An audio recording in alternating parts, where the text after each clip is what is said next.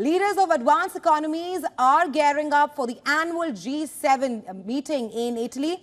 Indian Prime Minister Narendra Modi is amongst the attendees who will depart for Italy to participate in the 50th G7 summit. Prime Minister Modi will attend the summit as an outreach country, focusing on major global issues which impacts both the global south and the world at large. This will be Prime Minister Modi's first overseas trip after assuming office for a third consecutive term. Now, during the three-day event, scores of bilateral meetings are also expected to happen on the sidelines. Indian Prime Minister will hold bilateral talks with his Italian counterpart, Prime Minister Giorgia Meloni, marking their second meeting after Meloni's visit to India back in March last year. US President Joe Biden and Indian Prime Minister Narendra Modi are also scheduled for a potential meeting during the G7 summit, as revealed by America's National Security Advisor Jake Sullivan. Now, while Modi's presence at the summit awaits formal confirmation from India, Sullivan expressed optimism about the leaders' chance to engage. He also noted that the dynamic scheduling of the summit leaves the specifics of their encounter uncertain. Well, in a year marked by wars in Europe and West Asia, US President Joe Biden and his Ukrainian counterpart Volodymyr Zelensky are also expected to meet today. And the White House said that the two leaders will sign a bilateral security deal at the summit focused on backing Kiev's fight against Russian invasion. Now, with the summit scheduled to commence today, the G7 leaders from US, Japan, Canada, Germany, France, Italy and Britain are going to attend it. The European Union, which participates in all discussions, is represented by the presidents of both the European Council and the European Commission. The host country also invites outside guests to join some of the sessions, and Italy has thrown open its doors. This year, it will welcome Pope Francis, the King of Jordan, as well as the leaders of Ukraine, India, Brazil, Turkey, UAE, amongst many others. Meanwhile, the Secretary General of the United Nations and heads of the World Bank, the IMF, the African Development Bank and the Organization for Economic Cooperation and even Development will be present at the summit this year.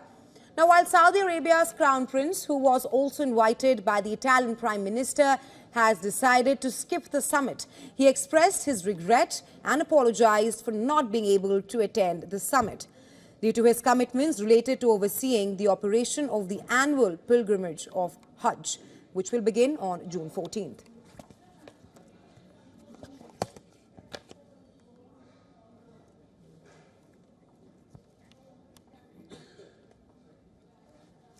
And for more on this, our principal diplomatic correspondent, Siddhant Sibal, is joining us on the phone line on the show. Hi, Siddhant. Prime Minister Modi will be attending the annual G7 summit as an outreach country. This is also Modi's first overseas trip after assuming office for a third consecutive term. What will be on the agenda, and how do you assess India-Italy ties with Meloni extending this invite to Prime Minister Modi? Well, essentially, as you pointed out, this is the first foreign visit of Prime Minister Modi in his third term, so it will be a packed visit. It's a short visit, but essentially, being the first visit, we will see a lot of world leaders. It's a Western grouping, basically. These leaders congratulating the Prime Minister. So far, there is no details as to will there be a bilateral meeting with any of the leaders, but it is natural that he will be holding bilateral meetings.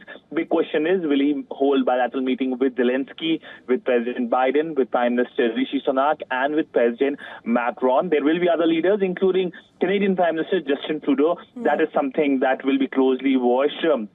Ties between the two countries have not been doing well, given the Canadian support to Khalistani extremists, giving space to them. But all in all, as you asked the question on the key focus area, India, of course, will be talking about the problems of the global south, given it's seen as a leader of the global south, issues related to terrorism, cross-border terrorism, particularly in the backdrop of the terror attacks in the Union Territory of Jammu and Kashmir. Also, the focus will be on how India and the Mediterranean can work. Prime Minister will be addressing two sessions. One of the sessions is on Africa and Mediterranean, so that remains another area. And for Africa, we know that India has been doing a lot, including inclusion of African Union as a member of the G20, and the chair of the African Union will be present at the summit. Now, India-Italy relationship has grown very well. We have seen the visit of the Italian Prime Minister, and essentially during this visit, this will provide an opportunity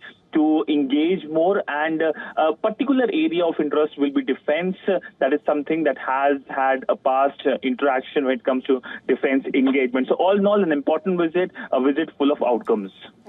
Right, Siddhant, lots to unpack at the G7 summit. Thanks for joining us on the show with your insights.